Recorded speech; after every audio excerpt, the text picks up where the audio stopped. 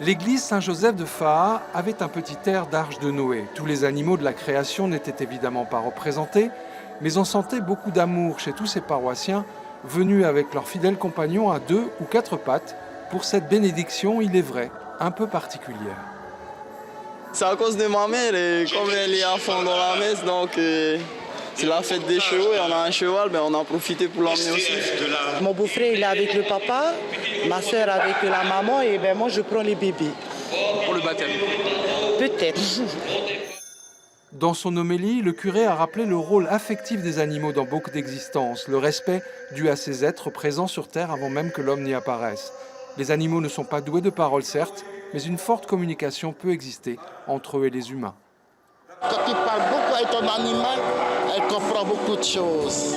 Depuis qu'on a annoncé, je lui dis souvent, là c'est bientôt la messe, on va aller à la messe. Et quand on est venu, elle est restée sagement. Elle n'est pas comme les autres chiens qui aboient. Non.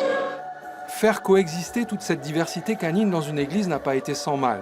Défendant leur territoire ou un peu désorientés par ce lieu inhabituel, nos amis toutous ont parfois dû être éloignés les uns des autres.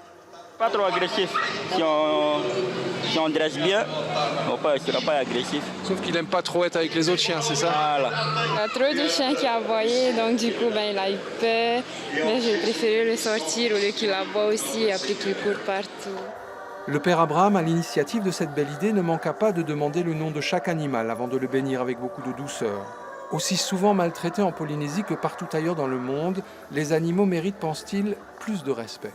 C'est l'occasion de prier Dieu pour tous ces animaux qui sont quand même des créatures de Dieu, qui font partie de la création même. Ainsi, cette messe a été mise en valeur pour ces animaux, pour dire à l'être humain que les animaux tiennent une place dans leur vie. Il faut les respecter, arrêter la maltraitance envers ces êtres et puisse l'homme leur donner un peu de dignité. Ce dimanche, on fêtait aussi Saint François d'Assise, renommé pour son amour extraordinaire des animaux. Il se plaisait à les appeler frères et sœurs puisqu'ils avaient, selon lui, le même créateur.